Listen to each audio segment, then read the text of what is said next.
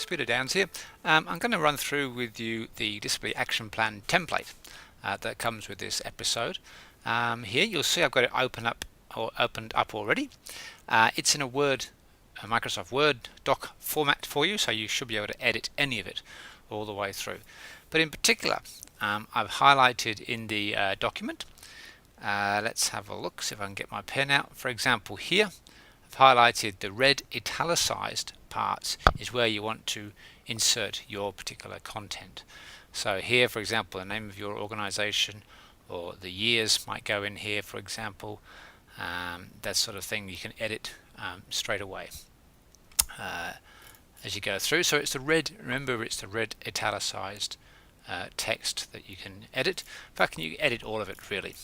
The other part I want to show you, which may save you some time, is that each heading here, so for example the forward that you see there, and for example background, our mission, etc., they're all pre-assigned headers, and all you need to do to update the table of contents is to click on the table of contents and right click, update field, update entire table, and press OK, and that will automatically save all the headings for you there. So there's no need, you can just copy and paste each of the headings and then update the table of contents and you should be set to go. Now as we go through this, I'm just going to make say a few words about each different section that you'll find in the Disability Action Plan. First of all, we'll have a look at the forward. Now the forward could equally be called something like a message from your executive officer or a message from your president. It's a short, sharp and succinct synopsis of what the Disability Action Plan means to your organization. So for example, I've got an example here for you can have a look at. This is quite a nice, neat one. It's from quite a large government department. Here's a nice picture of the Director General here, and the signature block on the bottom, and just a few paragraphs about what the Disability Action Plan means for this particular organization. So really it's a short, sharp and succinct, something that could be used on the front page of the website, for example. Okay, as we move from the forward that we just had a look at, one of the first parts you might want to do is have a little bit of a background about your organization. Really something short, sharp and again fairly simple that outlines the background for your organization, so anyone who sees a Disability Action Plan can get at least some context about where it's coming from. Our mission or vision. Again, your organization might call it something a little bit different, but it's basically the mission and vision statement of your organization. Let's have a look at one of the examples that you have here from the Outerside Centre at Abbotsford here. And they have commitment to persons with disabilities, and I'll read that one very quickly to you. The Foundation is committed to providing facilities that are barrier-free to persons with disabilities so that they may pursue their individual goals within an environment which promotes equal opportunity for all. The Foundation seeks to eliminate and prevent discriminatory practices, either direct or indirect, that hinders or limits the ability of individuals to participate in the sport of rowing. The Foundation is committed to supportive and inclusive practices that accommodate and reflect the needs of individuals based on common sense, negotiated actions and outcomes. Nice, clear, succinct, 3 small paragraphs there that highlights the commitment that this organization has towards people with disabilities. Again, it's something that could be used on a website as a synopsis of the Disability Action Plan. Again, that's a pretty good example, I think, of what is a good commitment statement that you could include at the start of the action plan. Next, we have the outcomes. Now, this is a really important part of the Disability Action Plan. These outcomes are the broad outcomes that are applicable for what you want to achieve with your Disability Action Plan. It's not the finer detail right here. These are the broad statements that summarize the categories of outcomes, if you like, the types of outcomes that you're looking to achieve. Again, if we look at the Outerside Centre outcomes, they've got frameworks and outcomes here highlighted.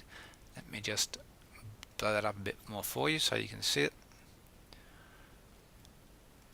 Here, frameworks and outcomes. The disability action plan has been structured to address the following outcomes: reducing barriers to persons with a disability accessing goods, services and facilities, promoting inclusion, etc. These are the broader outcomes that apply to this.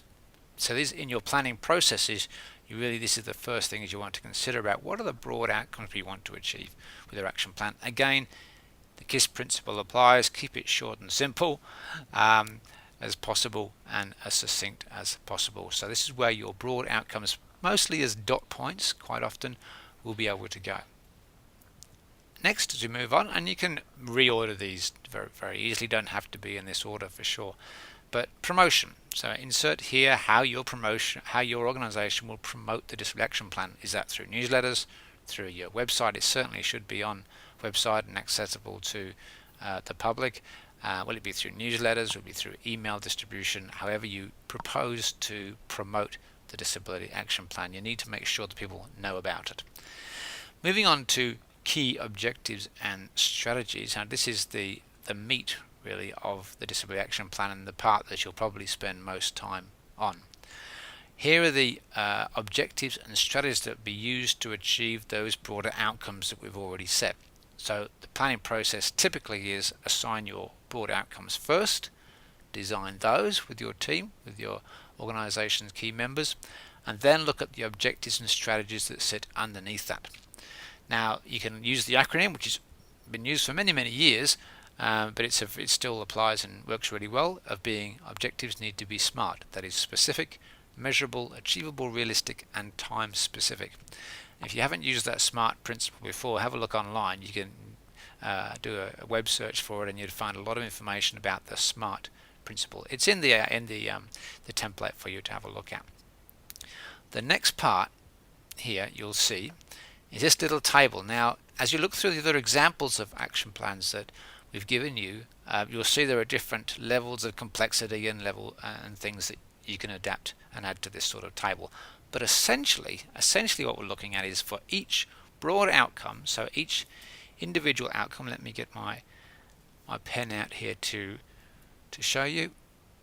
Each individual outcome you want to, which you would put here at the top of each table, you want to put in each strategy. So the strategy would go in here that you assign, the action would go in here, and the responsibility, who's going to drive this, and it could be an individual's name, will go just there. So in the actual template itself, here we go, you can actually write in the strategy that you're going to use for a particular outcome. Let's just put one in there and have a look. So as an example, strategy might be want to improve access to facilities for people with disability. And your action, this is a very simple example, you may want to flush this out a bit better, is really to things like undertake an access audit to ascertain access requirements. Is step one. There'll obviously be some other actions you need to take, but you get the idea here, and the responsibility is me. You wouldn't write me, but the responsibility is whoever's going to drive that particular action, and you start to list these underneath here for each individual outcome. Now that's a pretty simple, I like the simplicity of it a lot. It's a pretty simple way to design and to get some clear strategies, the actions needed to achieve those strategies that form under the broad outcomes you're trying to achieve, and who is going to drive that. And the final part that I want to kind of have a brief look at is the monitoring, review and reporting and communication plan. Now let's have a look at how the outer side center did this particular section here. It's quite interesting.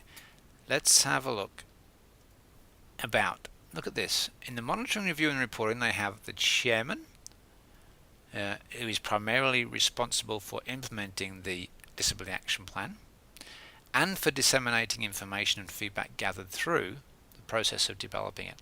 They have a disability action plan committee as well. They have a maintain a monthly project team as well. So they report to the Disability Action Plan Committee 3 times per year at Disability Action Plan Committee meetings on the progress here. So they've got quite a comprehensive here. They've got the chairman who's ultimately responsible, they've got a Disability Action Plan Committee set up, and project team to drive particular strategies that are inside the action plan, and a time frame for reporting on those as well. And that's the sort of thing that you need to have inside. Let's move that out of the way. Inside the monitoring, review and reporting section here. Again, adapt and modify this to your own needs, of course, but here it should be quite clear and succinct about who's ultimately responsible for the action plan, what structure you have set up around that in terms of a committee or project teams or individual outcomes, and the time frames that you want to achieve certain outcomes in, be it 3 months, 6 months, 12 months, 2 years, whatever it might be. And finally, the communication plan. What you could do here, which I think a couple of the action plan templates that we gave you do, is to copy this kind of template here in terms of the strategy, action and responsibility into a separate communication plan, which basically outlines how you intend to communicate about this plan and the outcomes that you achieve over time to your own members and to the community generally as well. And of course that can involve a whole range of things, but it is very important to have a communication plan integrated into the Disability Action Plan. Otherwise it's easily forgotten, and otherwise people really won't know where we're up to. It's a good means to inform your members and the community about the actions you're taking to include more people with disability. So in summary, the action template is really just a guideline for you to kickstart your action plan. Please don't just copy and paste everything in there. The process, as we've already outlined, the process of developing a disability action plan is just as important as the outcome in that. So investing time in developing the action plan in the first place really pays dividends into how successful that plan will be in the long run. But a template is a useful starting point. Helps you get over the initial hurdles of what kind of format or what kind of content do we need to include in our action plan. But please remember, this is your document, and adapt and modify and use it that suits your particular organization. I hope you found that useful.